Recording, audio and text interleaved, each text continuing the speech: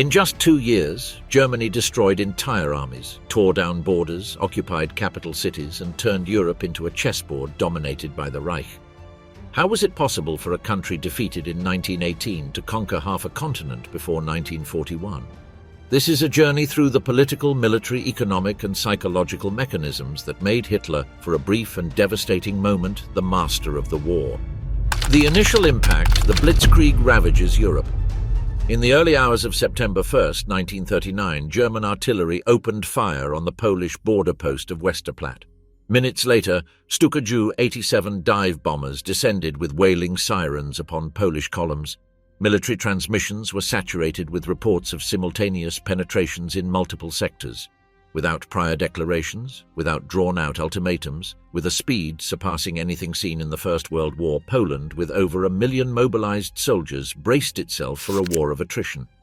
In just 36 hours, Warsaw was partially isolated.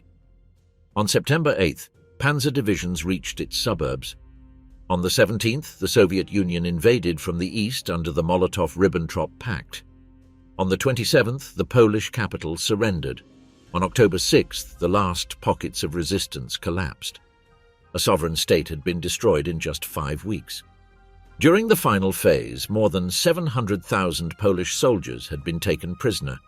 The Wehrmacht advanced with motorized columns that covered up to 60 kilometers a day.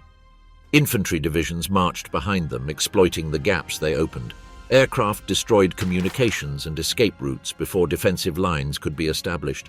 Foreign military observers spoke of a lightning war, a Blitzkrieg. On April 9, 1940, Operation Weserübung began. Denmark was occupied in a matter of 6 hours. Its army capitulated without being able to deploy. Norway, supported by British and French forces, resisted for 2 months but fell on June 10th. The Germans employed paratroopers, airborne landings, coordinated naval operations, and experienced pilots. The capture of Narvik, Trondheim, and Oslo secured Sweden's supply of iron ore, vital to the war industry. London observed that the enemy was capable of executing multiple amphibious and air campaigns without missing a beat. On May 10, 1940, without diplomatic pause, Germany simultaneously attacked the Netherlands, Belgium, and Luxembourg. The Netherlands had an army of 280,000 men and defences around the IJssel River and Fort Kornwerdezand. The Luftwaffe destroyed the centre of Rotterdam in a matter of minutes after demanding its surrender.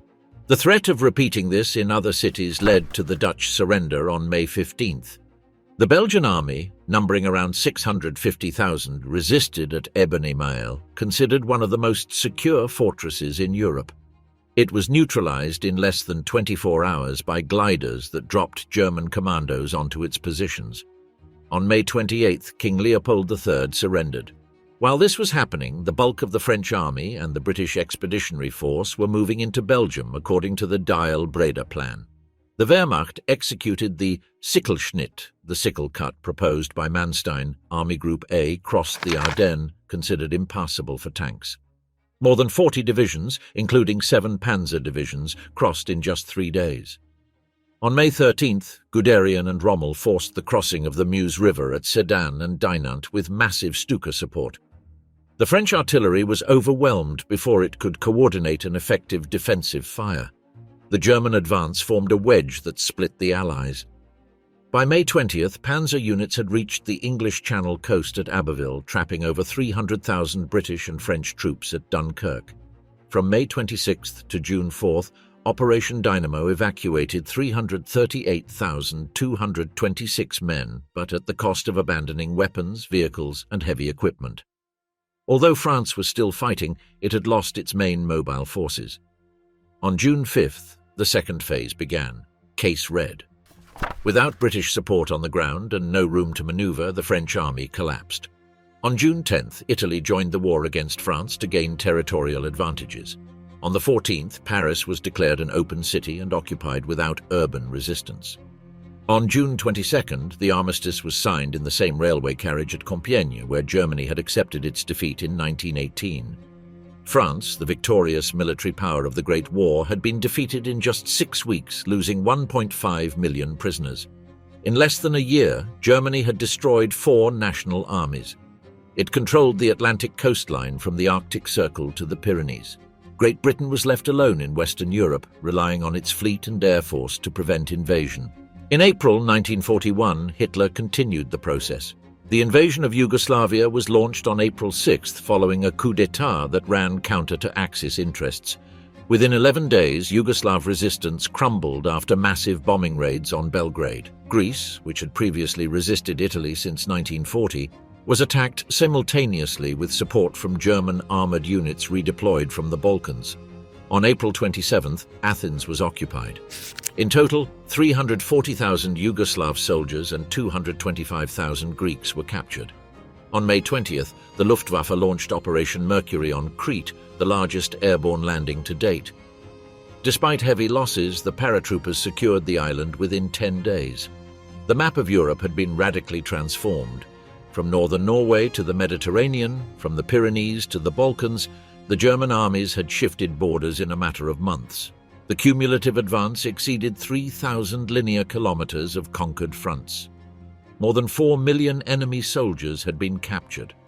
The Wehrmacht had demonstrated its ability to operate in Arctic climates, mountainous terrain, fortified areas, defensive flanks considered impassable, and regions with Allied support. The rates of advance exceeded historical records. In the Western Campaign of 1940, panzer divisions covered 600 kilometers in 2 weeks. Pre-ground bombardments paralyzed command centers and railway lines. Mechanized columns did not wait for conventional infantry, but exploited breakthroughs before the enemy could mount a coherent defense. This mobility allowed for multiple encirclements and the destruction of entire units before they could receive reinforcements. The offensive not only destroyed armies, it crippled the political capacity for mobilization of the attacked countries. Its speed deprived Allied governments of time to develop a defensive will. In France, the Council of Ministers debated an armistice when entire parts of the country had not yet been occupied. The psychological shock operated in parallel with the military maneuver. Between 1939 and mid-1941, the Blitzkrieg had toppled 6 governments, dissolved 5 national armies, and forced the world's greatest colonial power to retreat to its home island.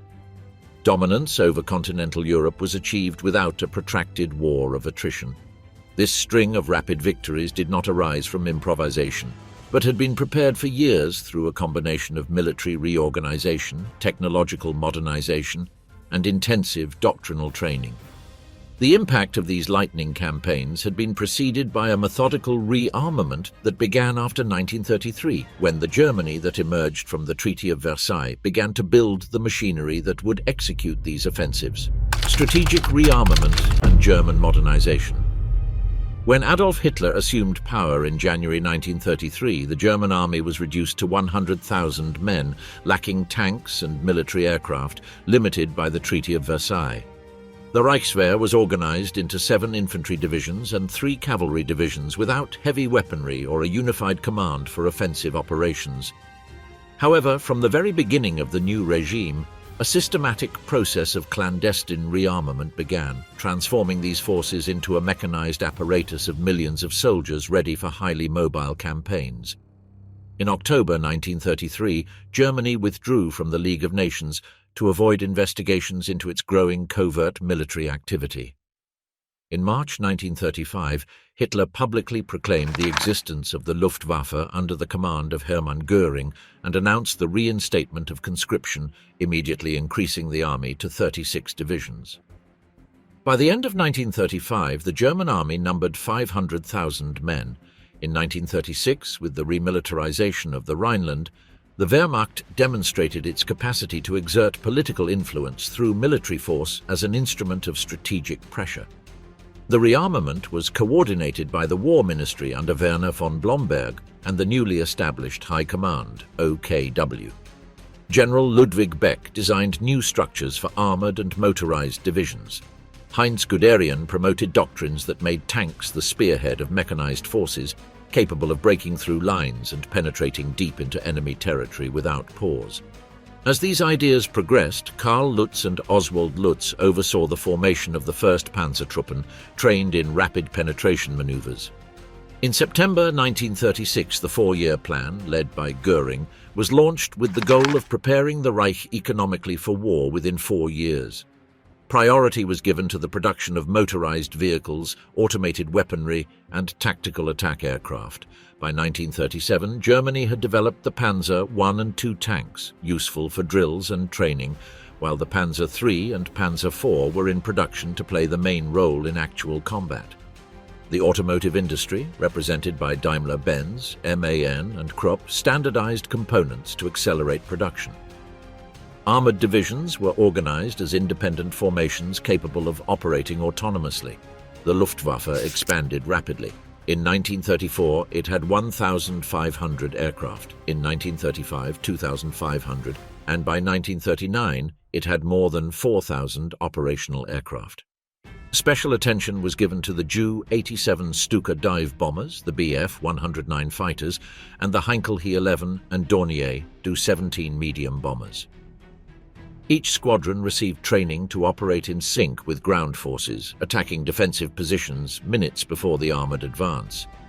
The pilots of the Condor Legion in Spain applied and refined these tactics from 1936 onward, experimenting with concentrated bombing raids like the one on Guernica and coordinated attacks with armored vehicles in battles such as Brunette and Teruel.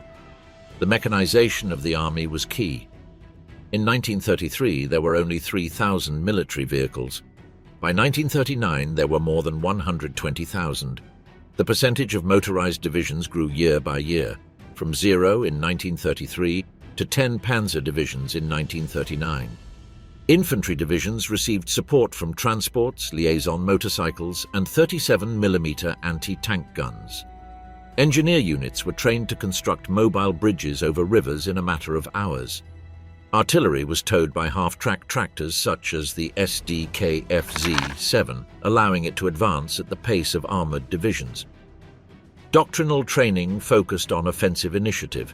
Military schools abandoned static defensive scenarios and adopted exercises based on rapid, deep penetration attacks. Unlike the armies of the First World War, the new Wehrmacht did not train to hold positions, but to overwhelm the enemy before they could regroup. Radio transmissions became widespread within tanks and between air and ground units. Each panzer commander had direct communication with their subordinates, allowing them to redirect attacks on the move without halting the advance. Between 1933 and 1939, the Reich's military budget increased from 1.9 billion to over 30 billion marks.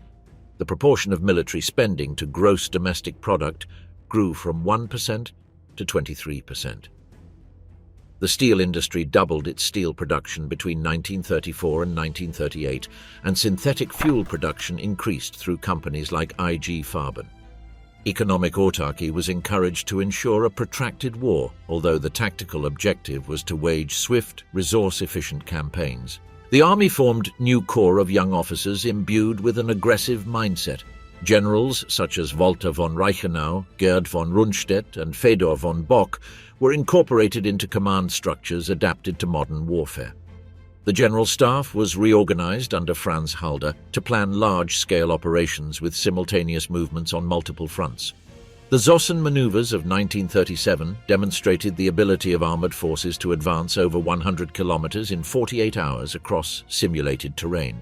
The first practical applications of rearmament occurred in 1938. During the annexation of Austria in March, Anschluss, motorized units crossed the border without resistance and took control of the territory within a day. In September 1938, the pressure exerted on Czechoslovakia through the Sudetenland crisis demonstrated the Reich's potential for military intimidation. In March 1939, after occupying Bohemia and Moravia, Germany annexed the Skoda factories, increasing its industrial capacity to produce weapons and vehicles. The integration of military resources, industrial capacity, and offensive doctrine defined a war machine prepared for deep-seated maneuvers. It wasn't simply a matter of producing more weapons, but of structuring an army capable of rapid attacks, penetrating defenses, disrupting enemy cohesion, and replacing trench warfare with breakthrough warfare. The combination of panzer divisions, motorized infantry, and direct air support became the standard operational model. The war plans for 1939 incorporated simultaneous training for the Army and Air Force. Every ground attack was to be preceded by short, high-precision tactical bombing raids. The objective was not to completely destroy the enemy from the air, but to disrupt their command during the first few minutes of the attack. Motorized columns moved immediately after the bombing raids, preventing the defenders from regrouping. The rearmament also included the psychological preparation of the nation. Youth organizations like the Hitler Youth physically trained millions of teenagers for military service. Propaganda presented the war as an inevitable and glorified act.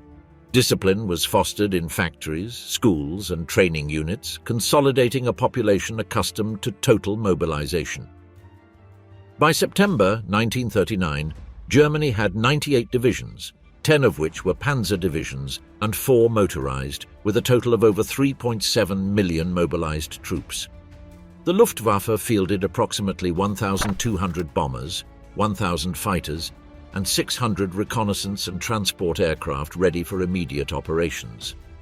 The Reich's economy was completely reoriented toward offensive warfare, and the military apparatus had been specifically designed for rapid campaigns, not prolonged defenses.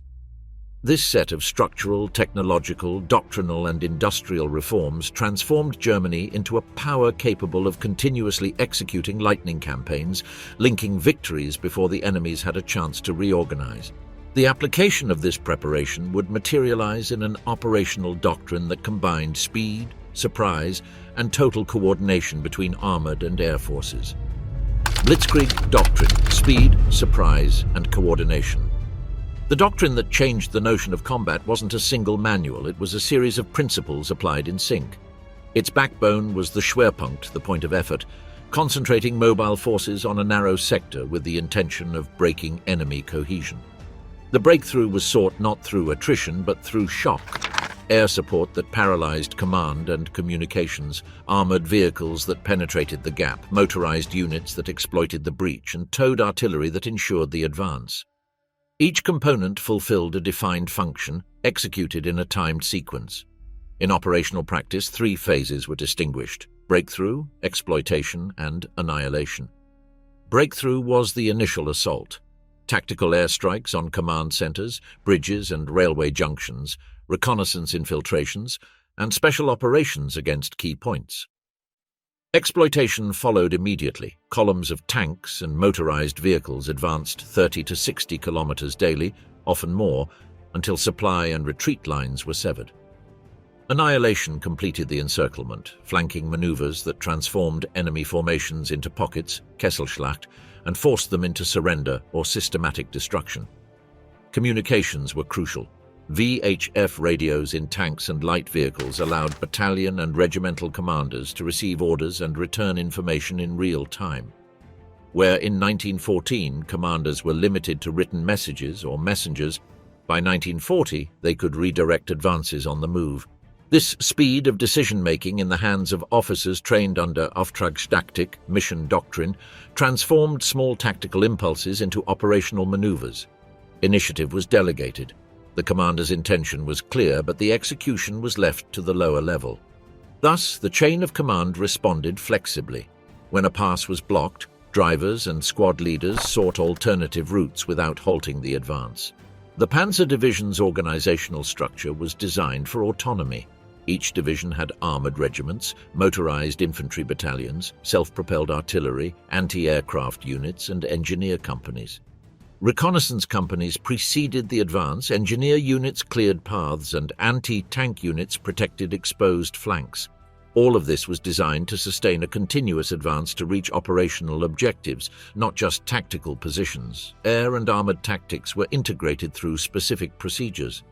The Luftwaffe developed the concept of tactical air support, taktische Luftunterstützung, immediate support flights with Stukas and fighters neutralizing enemy artillery and sowing panic in the rear. Attack and movement timings were calculated. 30 to 60 minutes after the first air jump, the tanks would begin their push. This window left enemy defenses tied to extinguishing fires and reorganizing instead of coordinating a counterattack.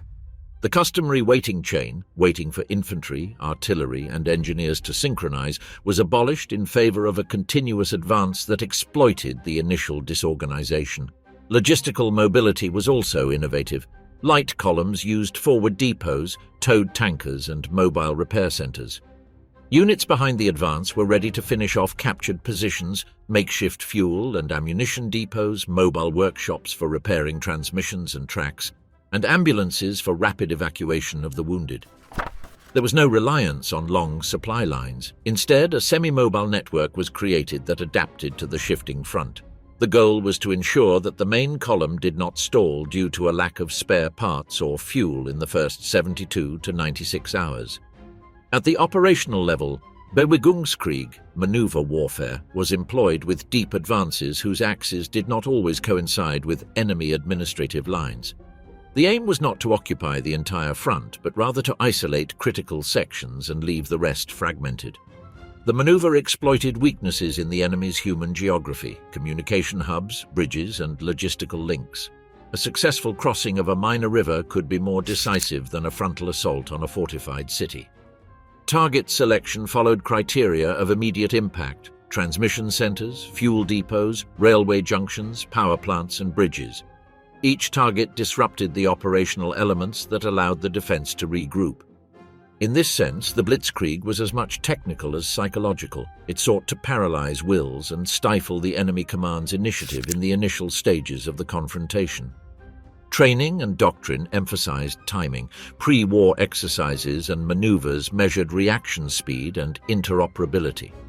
The 1937 and 1938 maneuvers incorporated simulations of breakthroughs and deep exploitation, coordination times with air power, and rapid resupply procedures. Training not only in tank driving and piloting but also in interarms cooperation was a factor that enabled operational leaps when war broke out. Flexibility was the rule. Orders contained objectives and timeframes, not rigid instructions. Commanders were expected to adapt their operations to the dynamics of the field. When one axis became bogged down, a second piece of heavy machinery was repositioned to open another line of advance. This operational redundancy increased the chances of success. Local failure did not mean the failure of the campaign. The doctrine relied on specific technical innovations. The use of armor with integrated radios, improved targeting systems, and self-propelled light artillery reduced reaction times. The combination of light reconnaissance tanks with medium tanks for exploitation and heavy tanks in support formed a scale of force that could be adapted to the terrain and the enemy. Furthermore, the doctrine promoted the use of assault engineers to neutralize obstacles in hours, not days. The economy of surprise was another doctrinal variable. Operations involving strategic deception, false marches, visible concentrations in secondary sectors, rudimentary electronic signals warfare created uncertainty. Deception plans undermined enemy reserves by inducing inappropriate deployments, while the real blow came from elsewhere. The ability to maintain movement while preserving surprise was a distinguishing feature. On the tactical front, the result was clear. A fractured front, isolated enemy units, and disconnected commands. Operationally, a corridor of 50 to 200 kilometers allowed for the encirclement of prisoner groups and the capture of logistical centers.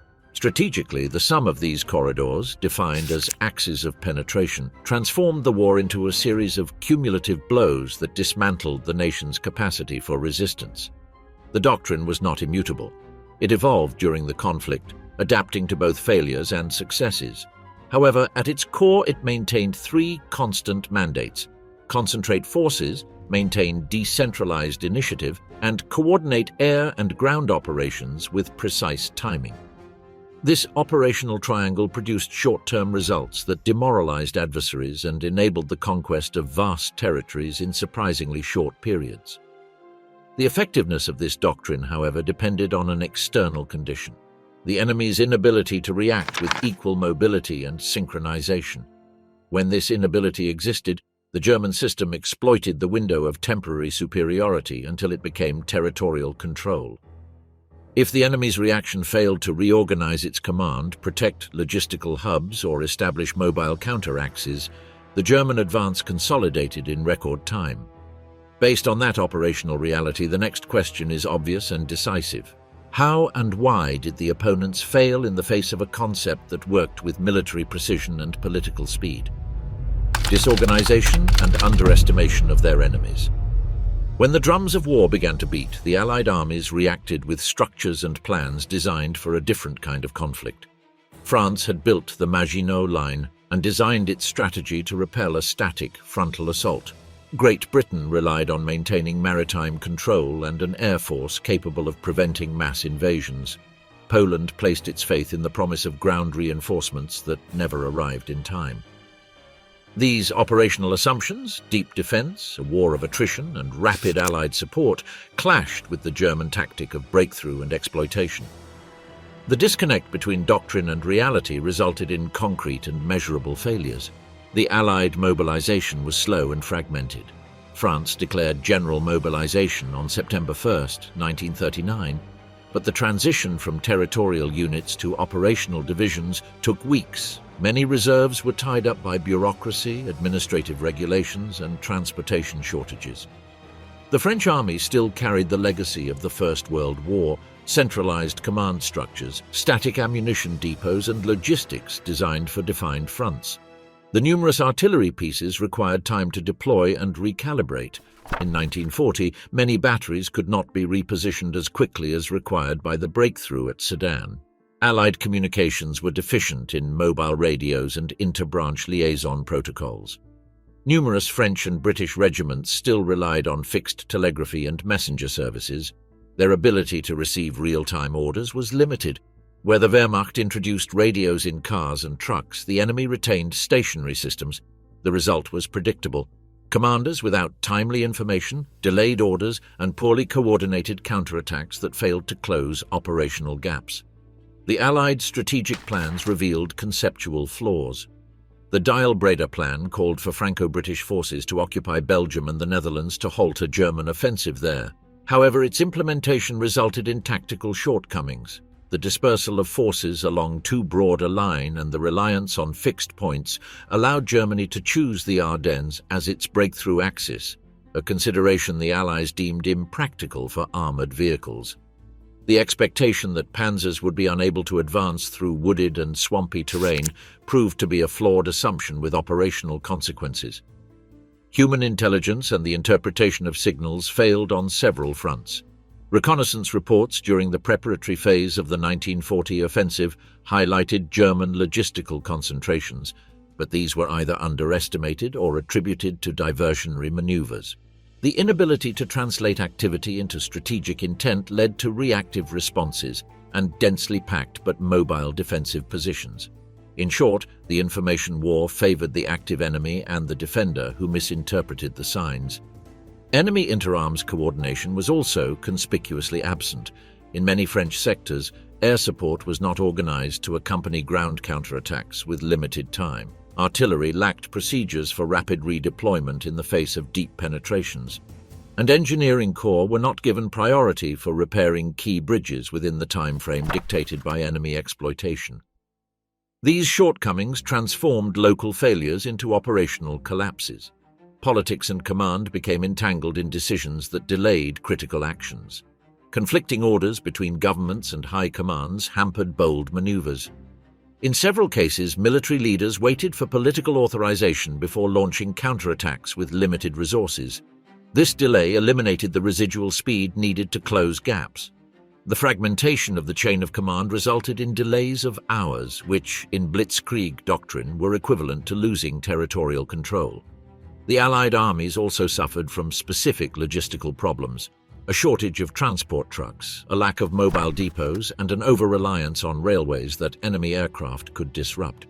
When railway junctions fell, the redistribution of tanks, ammunition, and fuel ground to a halt. The absence of forward depots forced many defensive units to withdraw resources from distant centers, disrupting their ability to sustain continuous maneuvers. The human factor had direct effects. A significant percentage of Allied officers lacked experience in modern mobile warfare. Their prior training focused on positions and lengthy written plans. Military culture promoted precision in the execution of orders rather than decentralized initiative. Given the need for rapid tactical improvisation, the lack of autonomy at lower levels of command led to decision-making bottlenecks. Where the Wehrmacht delegated authority, the Allied forces awaited instructions from higher commands. Technical logistics also hampered the Allied forces. A shortage of radios in reconnaissance units, a lack of spare parts for Allied panzer vehicles when they even had them, and reliance on vehicles unsuitable for terrain that required tracks.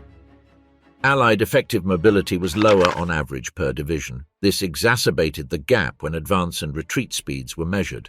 On the strategic front, diplomacy and political fears hampered offensive decisions. The United Kingdom, balancing public opinion and capabilities, ruled out massive continental operations without securing supreme air superiority.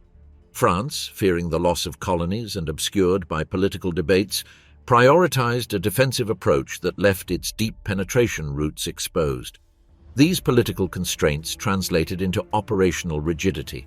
Specific command errors added fuel to the fire, decisions to disperse reserves to contain multiple points instead of concentrating them on critical axes. Orders for poorly timed counterattacks launched without consolidated air coordination, and the absence of a mobile reaction force capable of closing the gaps. The sum of these errors created pockets of encircled forces, where the inability to establish orderly lines of withdrawal led to massive losses of equipment and personnel. The result was clear in both figures and facts. Armies with numerical superiority in men and equipment were neutralized by their inability to maneuver.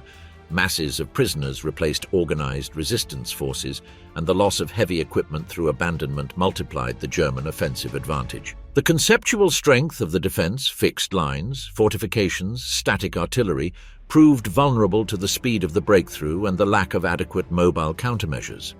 The disorganization of the opposing forces was not uniform. In some areas, reaction, improvisation, and courage managed to halt and delay advances. However, most of the Allied armies were unable to reconcile the need for mobility with their static structures in real time.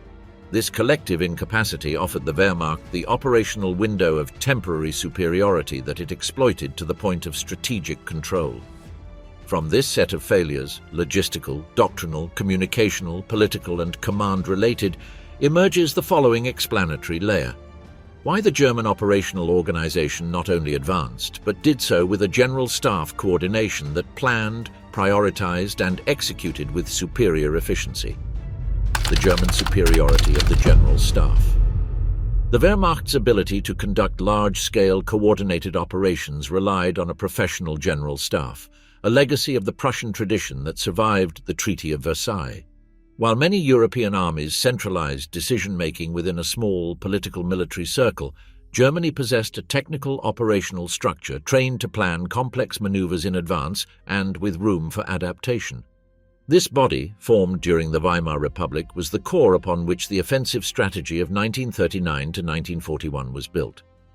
The Oberkommando des Heeres, OKH, headed by General Franz Halder in the crucial years leading up to the war, developed a planning model based on the sequencing of operational phases: breakthrough, deep advance, pincer movement, and logistical consolidation. Each operation was divided into modules executable by army groups, Heeresgruppen, armies, Armeen Corps, and divisions with clearly defined tasks based on objectives measurable in time and territory. Orders were structured within defined timeframes, not as vague intentions. For example, the instruction for an advance was not limited to penetrating the enemy line, but required reaching a geographical point, encircling a logistical node, and preparing defensive flanks within a specific number of hours. The German planning system was distinguished by its flexibility. Operations included alternative routes of advance, contingencies for rapid reaction to counterattacks, and provisions for redeploying forces. Instead of relying on a rigid plan, the OKH established a layered planning method. Strategic objectives were translated into operational missions, and these into tactical tasks, each with room for improvisation within a common framework. This system ensured that a breakthrough at one point did not halt the overall advance of the front. Operational leadership relied on commanders trained to think in terms of movement and penetration. Generals such as Gerd von Rundstedt, Fedor von Bock, Wilhelm von Lieb, and Walter von Reichenau commanded army groups with a deep understanding of operational doctrine. Each oversaw between 30 and 40 divisions, ensuring that the pace of the front's advance remained consistent with the depth planned by the OKH High Command. This level of command possessed sufficient autonomy to adjust operational phases without waiting for lengthy higher authorizations. The Panzer Corps, led by figures such as Heinz Guderian, Hermann Hoth and Erwin Rommel, applied operational doctrine with calculated aggression. The General Staff provided them with broad objectives: cutting a railway line, reaching a specific river, closing an enemy pocket while allowing them the freedom to select precise routes, employ reserves, and decide when to force a crossing rather than seek a weak point. This decision-making capacity enabled them to adapt to the terrain, the weather, and enemy resistance without paralyzing the operation. Coordination between ground and air units was also planned at the operational level. The Luftwaffe, under General der Flieger Wolfram von Richthofen in several campaigns, integrated its actions with ground commands through air links assigned to each corps. Air officers traveled in armored vehicles with ground command to authorize bombing raids on site, without waiting for authorization from Berlin. This avoided delays that would have disrupted the offensive. Meanwhile, the OKH field headquarters maintained direct lines of communication with the Luftwaffe High Command to coordinate air-ground phases within precise time slots. The operational rhythm was maintained through a programmed rotation of forces. Panzer units led the breakthroughs, followed by motorized divisions to widen the gap and subsequently by infantry divisions to consolidate the captured area. While this was happening, other armored divisions were already being moved toward the next planned breakthrough point. In this way, the Wehrmacht linked multiple partial offensives within a single overall operation, keeping the enemy in a constant state of readiness. Operational planning made each phase the prelude to the next, forcing a continuous offensive without strategic pause. German logistics were adapted to the operational model from the planning level. The General Staff defined supply routes that directly followed the axes of advance, with mobile depots assigned to each corps.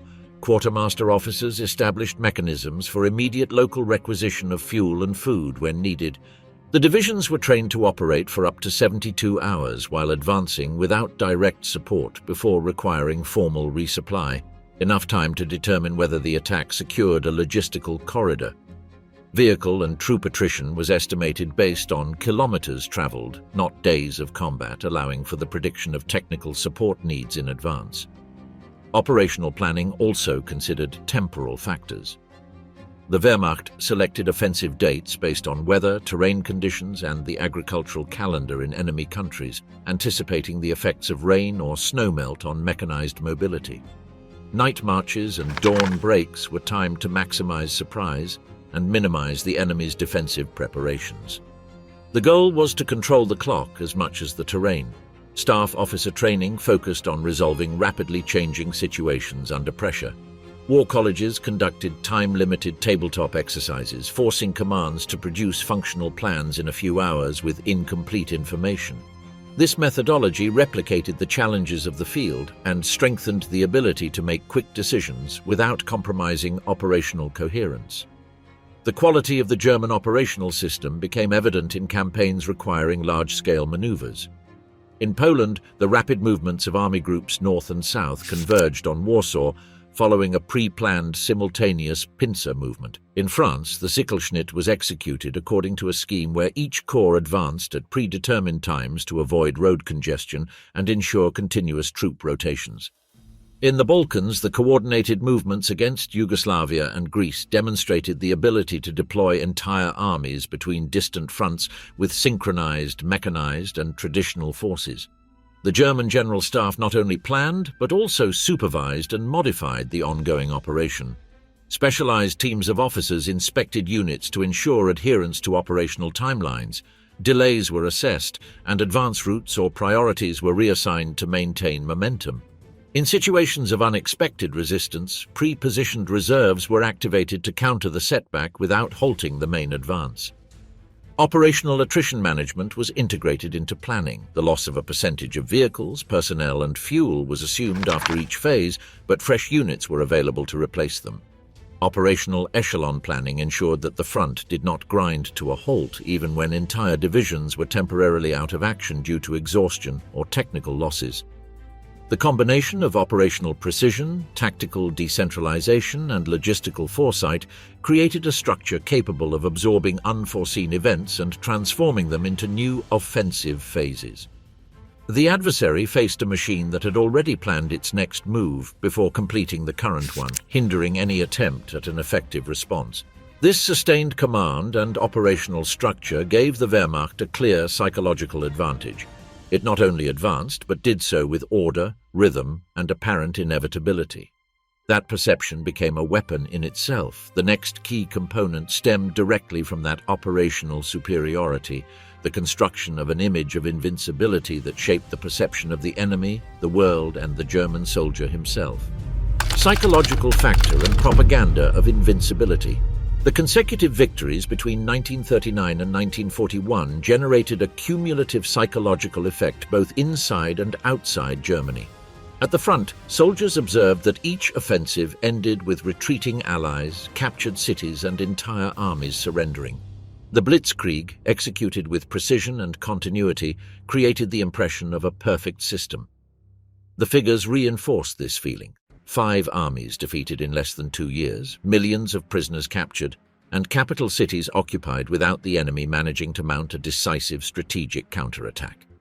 Each campaign reinforced in the German soldier the idea of belonging to an invincible force.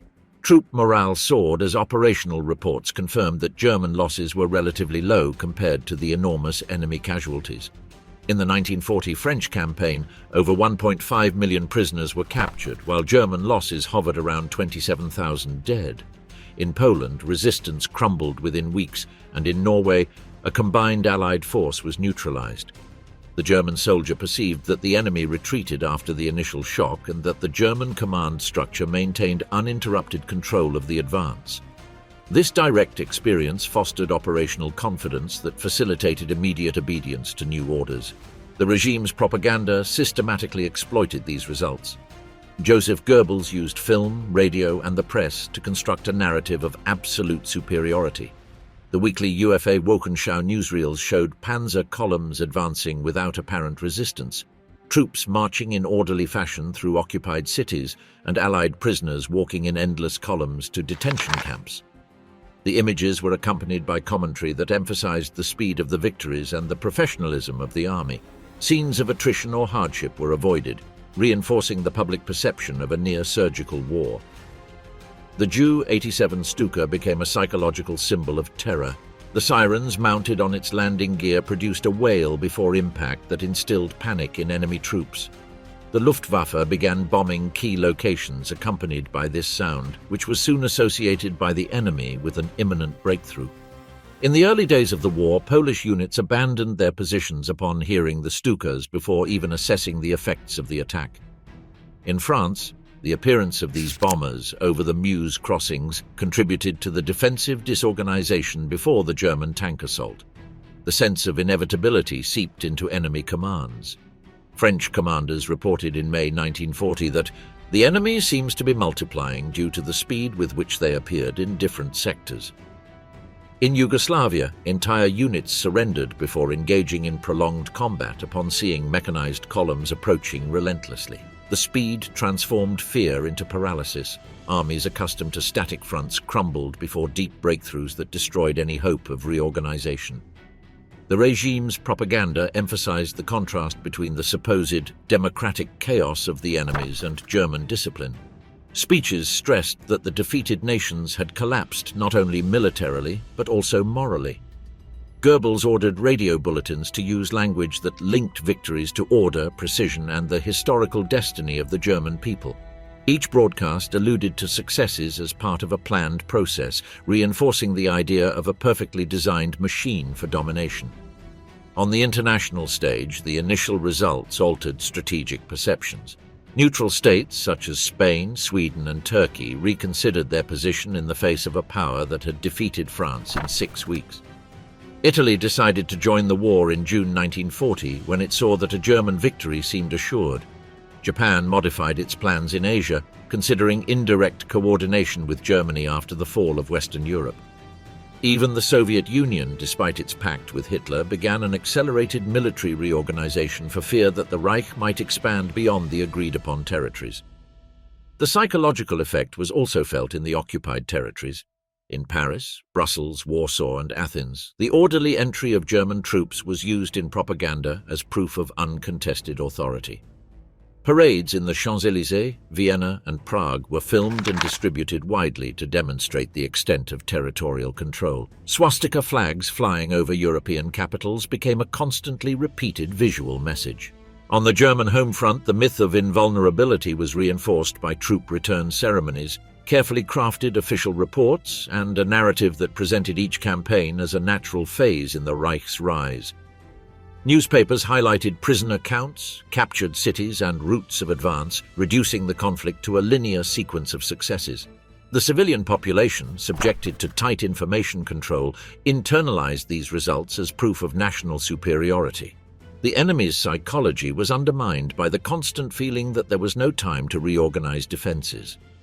In campaigns like those in Greece and Yugoslavia, the speed of the advance led local governments to capitulate before entire sections of the army had even seen combat. The idea that resistance was futile shortened the duration of engagements. The Wehrmacht thus achieved victories not only through superior material capacity, but also through anticipated moral collapse. This perception of invincibility was sustained because the German military structure was able to maintain a continuous sequence of offensive campaigns without prolonged interruptions. Each victory served to bolster army morale, internal obedience, and the international perception of the Reich's power. But this continuity required not only doctrine, command, and propaganda. It depended on an economic base capable of sustaining an intensive, rapid, and mobile war machine for short periods. The Reich's ability to conduct lightning campaigns depended on an economy geared towards producing weapons, vehicles, and fuel in tight timeframes, under a system that prioritized operational speed over long-term sustainability. War economy prepared for short conflicts. When Hitler came to power in 1933, Germany was still reeling from the effects of hyperinflation and mass unemployment under the Weimar Republic. 6 million unemployed represented a readily available workforce for a state seeking rapid rearmament. Under the leadership of Economics Minister Hjalmar Schacht, a structured recovery policy was implemented to ensure rearmament funding without triggering immediate financial collapses. MIFO bills were created, fictitious, state-backed financial instruments that allowed payments to the arms industry without directly burdening the budget. This freed up vast amounts of capital to revitalize heavy industry without openly declaring a war budget. Between 1933 and 1936, military spending increased from 1.9 billion to over 10 billion marks. Steel, automotive, and chemical factories were converted to supply the army. Crude steel production rose from 7.6 million tons to over 19 million tons in 1938. Coal, the Reich's energy base, was systematically exploited to ensure partial energy self-sufficiency. With these measures, unemployment fell dramatically, from almost 30% of the workforce in 1932 to less than 5% in 1937. The economic focus was on preparing for short, highly mobile wars. Production of armored vehicles, trucks, motorcycles, and aircraft was prioritized. In 1933, there were barely 3,000 military vehicles. By 1939, more than 120,000 had been produced. The Luftwaffe went from virtually non-existent to having more than 4,000 operational aircraft in the same period. The panzer divisions, formed from 1935 onward, depended directly on an economy capable of maintaining the flow of engines, fuel, spare parts, and ammunition. Everything was geared toward campaigns of no more than 3 months, with the objective of destroying armies before the enemy economy could readjust. In 1936, the 4-year plan gave Hermann Göring absolute control over the war economy. The official goal was simple: to prepare the Reich for total war within 4 years. Industry was reorganized according to priority categories: steel, armaments, vehicles, fuel, and chemicals. Production of synthetic gasoline through coal hydrogenation, developed by IG Farben, was boosted. By 1939, more than 46% of the fuel consumed by the Wehrmacht came from synthetic sources. Dependence on foreign resources was partially resolved through economic alliances. Sweden supplied iron ore via Narvik, Norway ensured nickel and access to the Northern Sea, the Balkans provided Romanian oil, and the Molotov-Ribbentrop Pact of August 1939 guaranteed Germany Soviet deliveries of wheat, oil, manganese, and natural rubber. Each military victory allowed for the absorption of new resources. The annexation of Austria in 1938 provided gold reserves and manpower. The capture of Czechoslovakia in 1939 secured control of the Skoda factory, which specialized in heavy weaponry. Poland contributed coal and agricultural materials. France offered minerals, state financial deposits, and an entire industry that could be repurposed under German management. The industrial structure operated according to planned schedules for specific offensives. Before the Polish campaign, the production of light ammunition and fuel was adjusted to supply a conflict estimated to last between 6 and 8 weeks. In anticipation of the Western campaign in 1940, the delivery of spare parts and anti-tank guns was intensified in the months leading up to the operation. The economic apparatus responded to phases of concentration followed by rapid consumption in the field. It was not designed to sustain a prolonged, uninterrupted war, but rather to ensure consecutive, decisive blows. Labor mobilization was key. Millions of workers were integrated into the Reich labor service, carrying out tasks such as building roads, fortifications, and industrial plants. The civilian population was gradually conditioned to work longer hours and accept the priority given to war production. Wages remained controlled, but guaranteed employment created a relationship of dependency between the population and the state, which ensured labor discipline in key sectors such as Krupp, Daimler-Benz, MAN, Messerschmitt, and Junkers. Blitzkrieg campaigns reduced economic strain. This model avoided protracted wars of attrition that depleted resources. Poland had been conquered quickly, allowing the use of agricultural and mining regions without lengthy periods of military occupation. France, with its advanced industry, could be exploited from 1940 onward through confiscations, forced taxes, and compulsory production orders. In this way, the Reich transformed military victories into economic reserves for future operations. The German administration created structures to channel newly acquired resources. The economic plan, coordinated by Göring through the central office of the 4-year plan, managed steel, coal, and fuel extracted from conquered territories to bolster new phases of production. In 1941, tank production increased significantly thanks to the use of French raw materials and Czech factories. Thus, territorial expansion was an expected component within the functioning of the military economic system. However, the model had its limitations. The complete motorization of the army was never achieved. In 1939, over 60% of infantry divisions still relied on horses. Tank production lagged behind that of its potential long-term adversaries. In 1939, Germany manufactured around 1,300 tanks, while the Soviet Union produced over 3,000 annually. Synthetic fuel was expensive and insufficient for prolonged campaigns. The German economy depended on continuous success to absorb new resources. Each offensive had to fuel the next.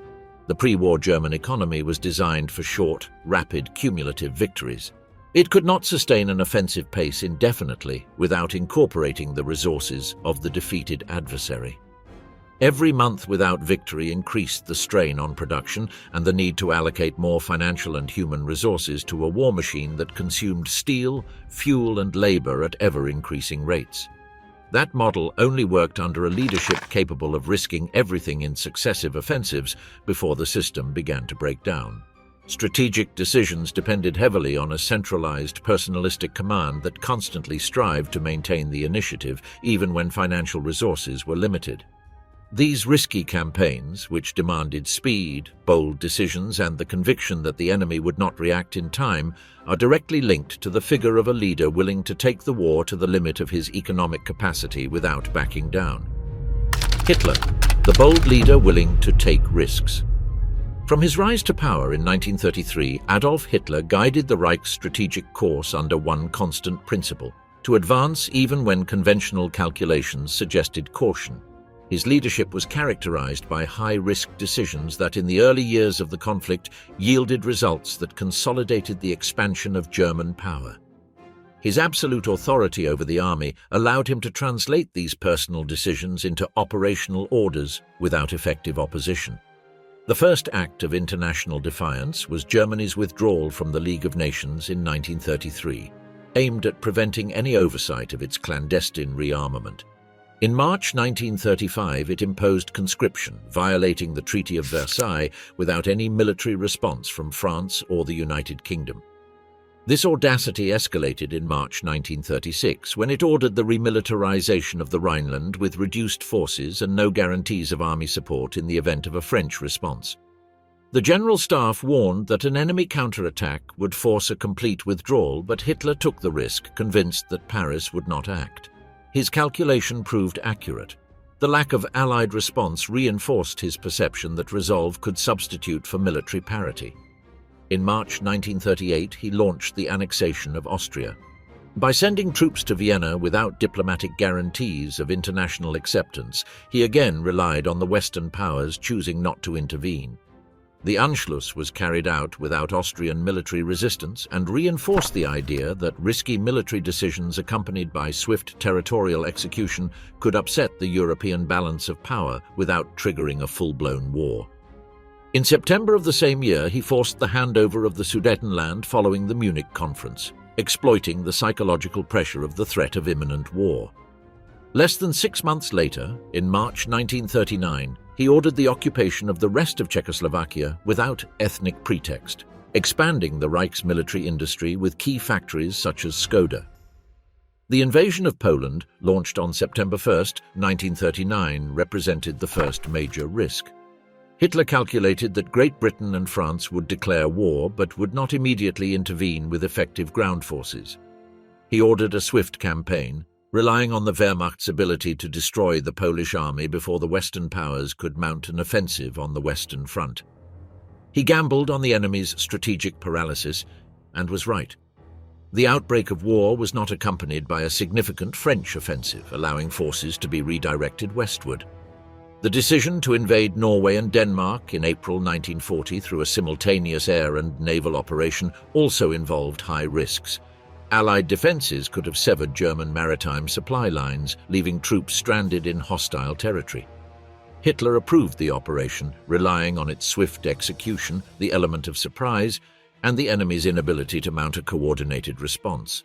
Its success once again confirmed the viability of bold, offensive decisions with limited preparation. Before the Western Campaign of 1940, Hitler intervened directly in the design of the operational plan. When several generals proposed a classic frontal assault across Belgium similar to the Schlieffen Plan of 1914, he accepted General Erich von Manstein's alternative proposal, which concentrated the main effort in the Ardennes through a scythe-like maneuver.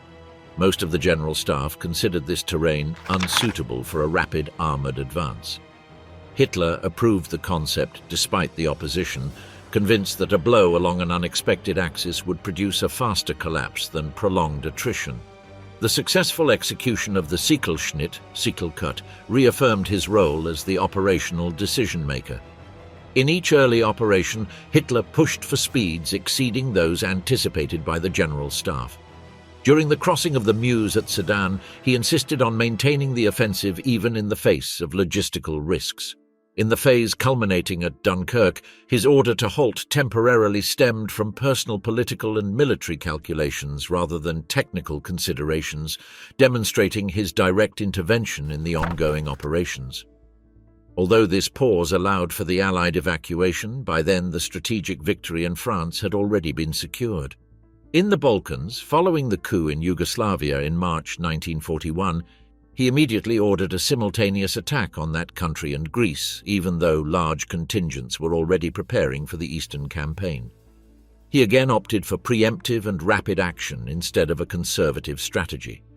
The swift victories on both fronts confirmed that even improvised operations could be successfully resolved in a matter of days if the Wehrmacht maintained the offensive initiative. Hitler believed that short wars would prevent enemies from coordinating their military might. By imposing a constant succession of offensives, he sought to prevent Britain, the United States, or the Soviet Union from forming a strong coalition or fully mobilizing their economies. He ordered attacks to be launched before the adversary had time to develop a corresponding strategic response. This sequence of continuous gambles required that each victory finance the next through the absorption of conquered territories, resources, and manpower. Strategic orders were issued with tight deadlines and limited room for deliberation. Hitler expected rapid results, viewed a breakthrough as the only acceptable method, and rejected prolonged defensive approaches in which Germany would have to compete with its rivals on sustained industrial capacity. He maintained constant pressure on the High Command to prevent the adoption of moderate strategies. The preference for direct action was repeatedly expressed under the slogan "Act First." In this initial phase, Hitler's leadership acted as a multiplier for all other factors. His willingness to take political and even military risks allowed him to exploit doctrinal preparation, the structure of the general staff, an economy adapted to short-term conflicts, and the accumulated psychological impact of previous victories. In his scheme, the war had to be kept constantly moving to prevent internal attrition and enemy reconstitution. Each offensive was approved with the full knowledge that a significant failure could destabilize the Reich's political structure. The lack of hesitation, combined with the pressure to act before the adversaries could equalize their strength, defined a command style geared toward accelerating strategic timelines. Thus, a chain of risky decisions was continuously executed with the aim of keeping Germany always one step ahead of the enemy in terms of time. This leadership style was only effective as long as the other factors, military, industrial, and psychological, maintained functional cohesion. Its initial success was fueled by the synchronization of doctrine, logistics, economics, morale, and command. With strength at its peak and the enemy still in a state of reactive incapacity, each bold move generated an exponential effect. The cycle of offensives launched from the top of the political command was sustained as long as there was a material and strategic base capable of absorbing the risks involved. Once the initial supremacy was consolidated, the next question was how these victories transformed into a perception of absolute dominance over Europe, and to what extent this scenario shaped the subsequent behavior of all the actors involved. The conquests are crackling. Between September 1939 and June 1941, Germany transformed the strategic map of Europe through a series of campaigns that altered the global balance of power. Following the defeat of Poland, the Reich acquired a territorial buffer in the east, pushing its border to the Vistula River and gaining control over essential agricultural and mining areas. The general government, administered from Krakow, facilitated the systematic extraction of labor and economic resources to sustain the military machine. With the German-Soviet pact still in force, Berlin temporarily secured its eastern flank through Soviet deliveries of oil, manganese, cotton, and grain.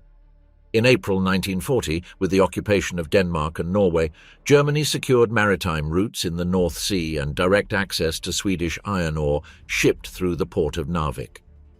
The military presence in Norway allowed for the establishment of air bases in Trondheim, Stavanger, and Narvik, extending the Luftwaffe's reach in the North Atlantic and providing cover for potential future operations against the United Kingdom. Denmark became completely subservient as a strategic corridor to Scandinavia and an agricultural supplier for the Reich. The fall of France between May and June 1940 consolidated the most significant strategic shift in Western Europe since 1871. Germany seized control of one of the continent's most advanced industrial economies. The regions of Lille, Nancy, Alsace, and Lorraine were directly integrated into the German industrial structure. The occupation zone included essential ports such as Dunkirk, Bordeaux, Brest, and Cherbourg, enabling the establishment of submarine bases for the Kriegsmarine with direct access to the Atlantic. Paris was occupied without widespread destruction, facilitating the administrative utilization of its infrastructure. The Vichy regime ensured a controlled supply of French resources without the need for a large-scale military occupation of the entire nation.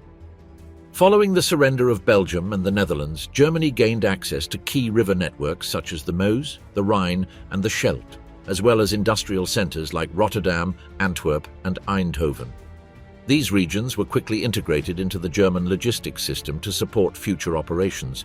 The European rail infrastructure was networked under German command, facilitating the movement of troops from the English Channel to the Hungarian border without political obstacles. With the occupation of Luxembourg and most of northern France, the Reich secured land corridors for future offensives into the Balkans and the Mediterranean Sea.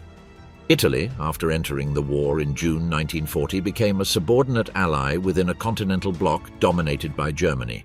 The Axis expanded into Bulgaria, Romania, and Hungary through diplomatic agreements and military pressure. In October 1940, Romania became a direct economic satellite of the Reich thanks to its oil production in Ploiesti, vital for the Reich's air force and armored vehicles.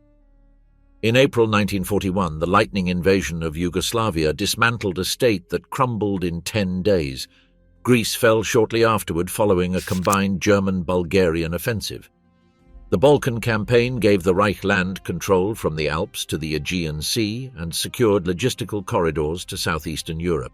Access to raw materials such as copper, bauxite, chromium, and agricultural products significantly increased the German army's capacity to sustain prolonged operations. The economic integration of occupied Europe allowed Germany to access enormous quantities of coal, steel, food, and labor. Thousands of factories were placed under Reich administration. Companies like Renault, Peugeot, Skoda, and Philips were used to produce vehicles, weapons, ammunition, and military equipment. Forced labor from Poland, France, Czechoslovakia, and Belgium was massively transferred to the German industrial apparatus. The continent's productive capacity was geared towards sustaining the war effort of a single dominant state. German land supremacy was unquestionable. The Wehrmacht maintained over 200 divisions deployed or in mobile reserves, with the capacity to rapidly concentrate them anywhere on the continent thanks to the integrated rail network. The European home front lacked significant threats, apart from aerial bombardments of Western Germany and the British presence in North Africa. The Luftwaffe operated from multiple airfields in France, Belgium, Norway, Denmark, Greece, and Poland, enabling offensive and defensive air cover in all operational directions. Great Britain was isolated in the English Channel. With Europe under German control, the United Kingdom lost direct access to its main continental allies and depended almost exclusively on transatlantic shipping routes. The German occupation of Atlantic ports such as Lorient, Saint-Nazaire, Brest, and La Rochelle provided a strategic platform for submarine warfare designed to disrupt British supply lines. The threat of invasion under Operation Sea Lion remained a tool of psychological pressure, even though it was never carried out. German dominance established a continental order centered on Berlin, with networks of collaboration imposed or induced.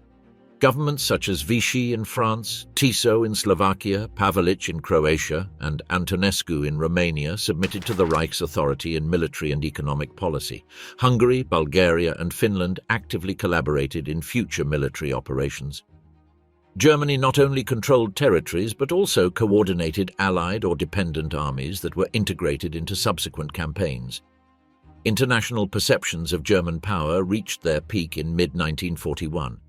The United States had not yet officially entered the war. The Soviet Union had signed trade agreements with the Reich and was avoiding direct confrontation. Japan was watching the European situation to assess its own expansionist ambitions in Asia. With over 4.5 million men under arms and a military machine stretching from the Atlantic to the Aegean, Germany appeared to have established a system of structural domination over the continent. The conquest of Europe was not only military, but also logistical, economic, and territorially cumulative. Each previous victory provided resources that facilitated the next. The capacity for movement, the integration of industries, the absorption of raw materials, and the control of communications placed the Reich in a position to plan even larger offensives. With the entire continent under its control or in a subordinate position, Germany was at the height of its power. From that moment on, the question arose of how to sustain an empire based on a continuous series of rapid offensives, and whether it was possible to extend this model beyond European borders without the very factors that had built its supremacy beginning to generate internal tensions. The next phase would be defined by the decision to expand that dominion even further east in a move that would test the model that had driven Germany's rise since 1939. All of Europe had changed hands. From Narvik to Athens, from Brest to the Vistula, the map was stained black with the Reich. Factories worked for Berlin, trains transported German troops without crossing hostile borders, and entire armies marched under the shadow of the swastika.